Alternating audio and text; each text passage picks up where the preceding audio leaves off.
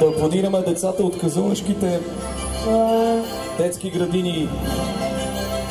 Да обичаш една долина, да си горд, че живееш в нея, и на север една планина, която взора пламенен реж, да прегръщаш една долина, от нектара и сладък да пиеш, и обзет от една топлина, любовта си към нея откриеш, да летиш над една долина, в ароматния въздух да плаваш, и озарен от една светлина, тази скъпа земя да засяваш.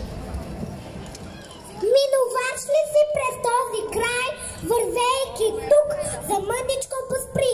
Ела, бъди ми гост през месец май, та сам да видиш пламък как цъфти, да те помилва вечерникът прохладен, да пиеш тук вода и аромат, и никога да не замъркваш жаден, останал сам за всички непознат.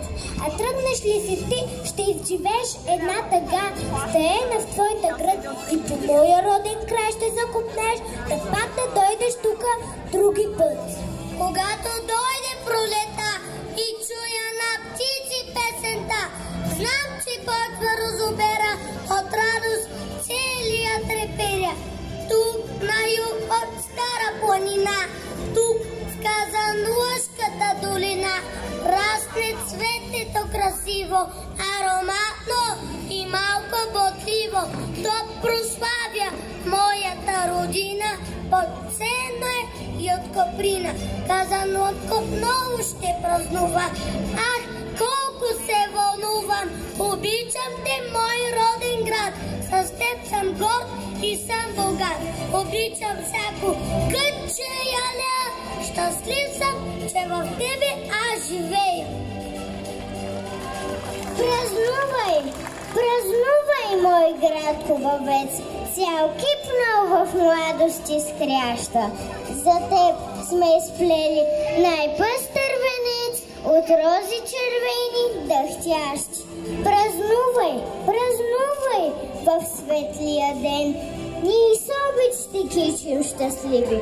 На весели песни си вече в плен и взрив от цветя миризливи. Празнувай, празнувай в знамена за плъмчал, да бъдат ти радостни дните, да виждаме образа твой засиял, далече напред в бъднините. Дами и господа, да аплодираме децата от казълнешката детска градина.